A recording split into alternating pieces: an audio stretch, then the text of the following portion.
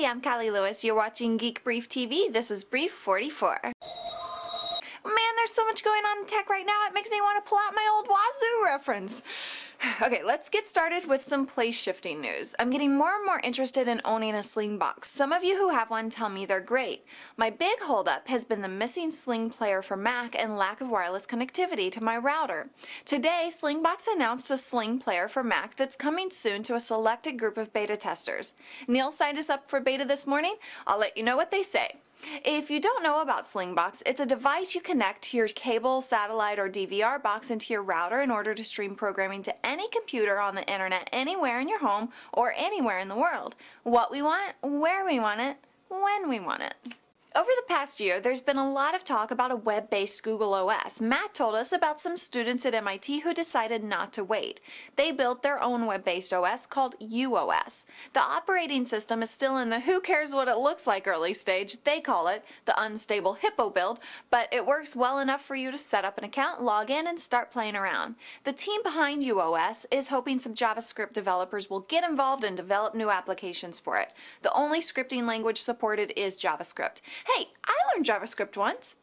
The advantage of a browser-based OS is the same as the Slingbox. It gives you the ability to place shift your work from one computer to another just by logging in.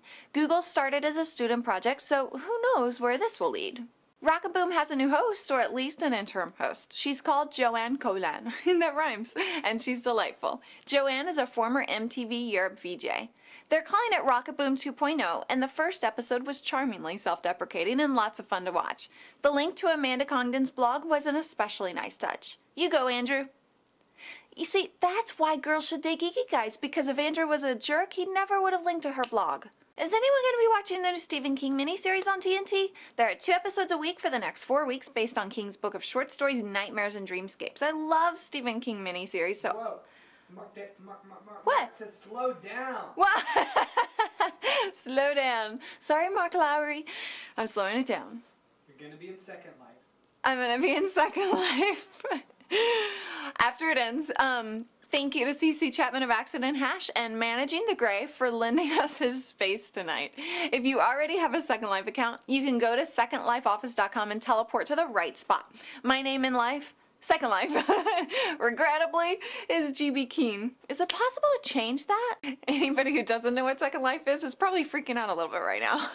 There's a new spy camera that's hidden in the bridge of a pair of sunglasses. A single wire runs out of the earpiece, down a collar, and into a pocket which holds an MP4 digital video recorder. Someone, I'm sure, will register the domain name beachvoyeurswarrior.com at GoDaddy using promo code GB1 and put a pair of these to use in a way that isn't legal in some places anymore. They could also be used by skaters or skiers or roller coaster enthusiasts to get some amazing point-of-view action footage. Whee! Roller coaster! Whoosh! Kudos to ad agency Leo Burnett for this new billboard in Chicago's Wrigleyville neighborhood. It turns McDonald's iconic M into a sundial during the breakfast hours. See? Look! I loathe billboards, but when they're really innovative, I forget all about how I'd rather just be seeing the sky. I'm Callie Lewis, your fearless leader. See you in Second Life? Well, that is if... What? Another Pod Show podcast.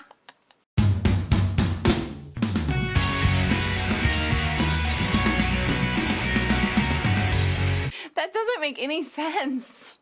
Another Pod Show video podcast. Stick it on your screen.